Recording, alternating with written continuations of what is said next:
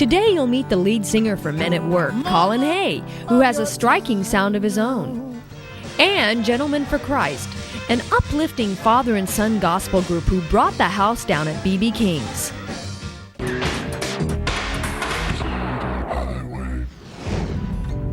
Grammy Award winner Colin Hay moved to Australia at age 14 and began his musical sojourn. It wasn't long before he became the famous sound of Men at Work, with smash hits such as Down Under and Who Can It Be Now? Along with singing with Men at Work, Colin has a striking sound of his own. I sat down recently with this legend to find out about his life and new album. You really are a rare talent. I mean, I was watching you play the guitar. I mean, several different versions of guitar. And you really can play. Have you played all your life, or were you self-taught, or where did that begin? Alison Bell taught me. She was an older woman. She was 16 and I was 12 in Scotland. I'm serious. Are you serious? And she taught me how to play chords. And that's where you grew up? You first grew up in Scotland before you went to Australia? And so I was besotted with Alison, and she taught me how to play some blues things and House of the Rising Sun, which has got some tough chords in it. It's got the F chord in it, which you have to cover two strings with your finger, and that's a bar chord. That's PhD material. You grew up in Scotland, then you immigrated to Australia. Mm-hmm. Now, you grew up there playing music. You had a crush on this guitar player. I imagine that broke your heart when you had to leave and go to Australia, didn't it? Well, not really. I was pretty resilient. Yeah, well, you recovered. Yeah, I was 14 when I arrived in Australia, so I was well over it by then. But you know, she was really my guitar teacher. You know, I mean, it was a one-sided affair. Well, you just didn't know we were going to get into dirt in this interview, did you? Now. Well, it's not. It's fairly light coloured. It's not. It's okay, so you go to dry Australia. Earth at the moment. Now, there's a big story coming up in your life. Now, how did you... You've just put your arm in my leg, by the way. You aware of that? Hello? I don't mind, but I just thought I'd point it out. Yeah, well, put it back. No, okay. It's all right. There you go. Thank you, mate. Did you hear that? Off you go. Mm-hmm. Okay. All right, back to Australia. Okay, you're growing up there. Mm-hmm. When did Men at Work, that phase in your life, start? And that was a huge thing. About 1979. Well, it started in 78 when I met Ron Stryker, who was the other guitarist in the band. And we worked as an acoustic duo, and then the band formed halfway through 79, and that lasted till about 84. Well, America was the last country to pick up on the band, really, so it was really a sporadic little spot fires, different parts of the world, and then all the dots joined up. Yeah, and then that went for quite a while. You sold millions of records. Yes, it's still going. Yeah. I mean, it's at a different level now, but we've been touring the last 2 or 3 years. Greg Hammond, myself, and three new guys, and so we play primarily the old stuff, a little bit of new stuff, but we've toured Brazil and a couple of times, America once, and Australia and Japan, and so we're just going to different parts of the world and seeing how that feels. It feels pretty good. My, it's a beautiful world. I like swimming in the sea. I like to go out beyond the white breakers, where a man can still be free, or a woman if you are one. I like swimming in the sea.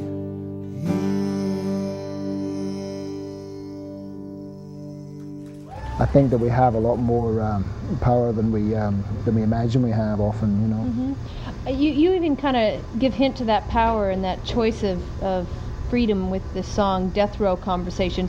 I mean, at first when I saw the title, I thought, what a morbid title, and I listened to it. It's a very touching song. Where does that come from? Oh, that was written about when I read Dead Man Walking, the book. Ah. And I loved the book so much I wrote that song, and then I heard that they were making a film of it. So I sent the song off to Tim Robbins, but they'd already finished the film, so I got a bit depressed. Oh. And then and I thought, oh, they're making a soundtrack, I'll send it in for that as well. But then I went to the store on the Monday and I saw the soundtrack in the store, and so I got even more depressed. Oh no! And, it's so good too. But then I thought, I'll put it on my record, because it's a song about that. It's a song about a guy that's going to get electrocuted or however they do it the next day, and it's his song to the world.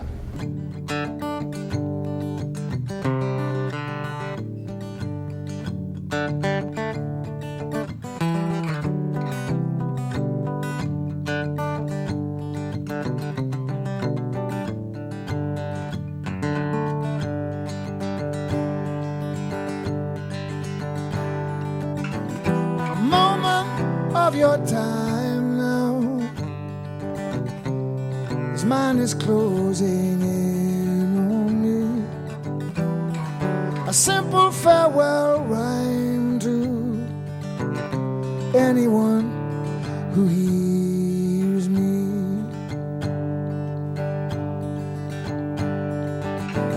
I have walked in shadows,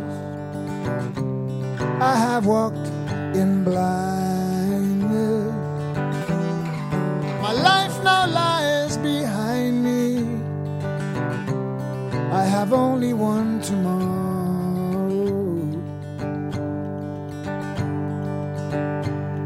My name is Jake. I made one mistake where I lost all sense of good reason. Now my time has come. There's nowhere I can run. Oh Lord, please give me courage.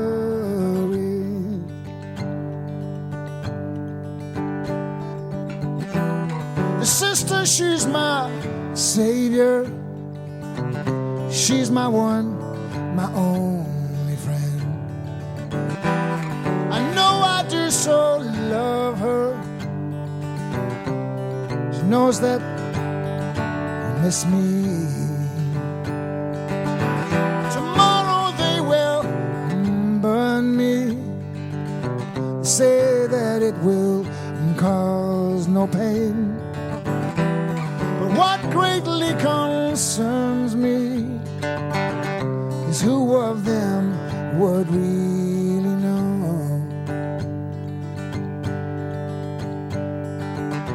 Thy kingdom come, thy will be done on earth as it is in heaven.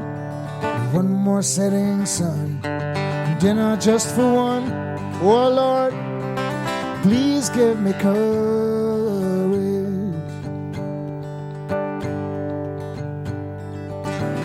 And as the night grows darker, I fear it now surrounds me.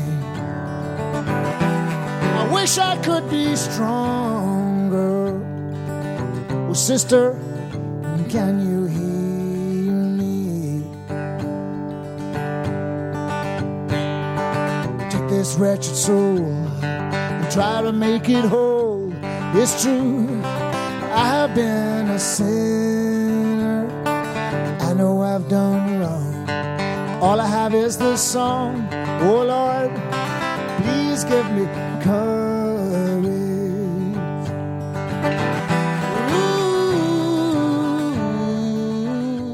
This new album of yours, Colin Hay, Transcendental Highway, the name is rather revealing.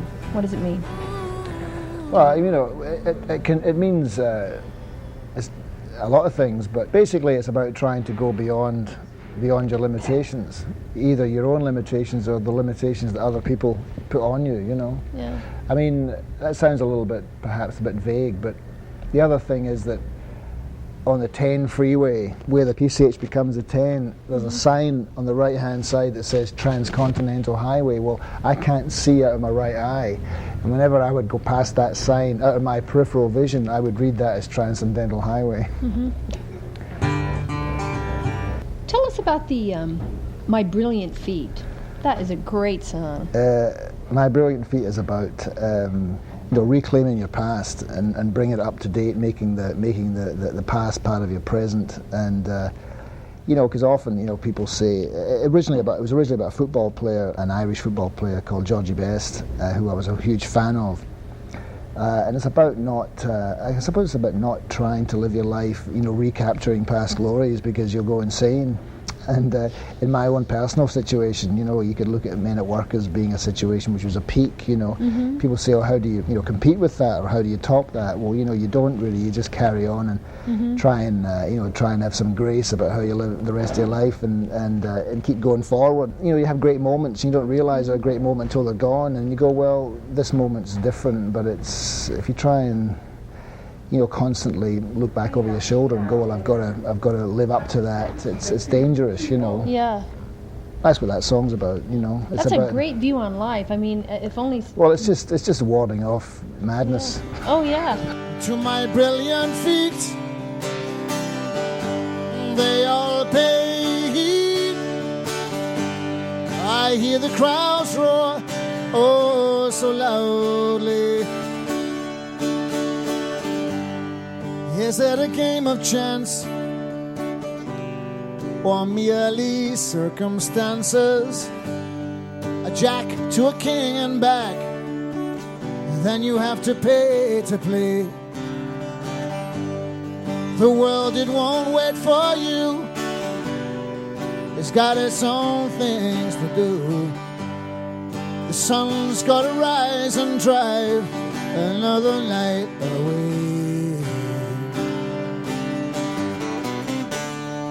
And as I listen to the silence, I can hear thunder in the distance. To my brilliant feet, they all pay heed. I hear the crowds roar, oh, so loudly. To my brilliant feet, I make grown men weep, and still my eyes grow, oh, so cloudy.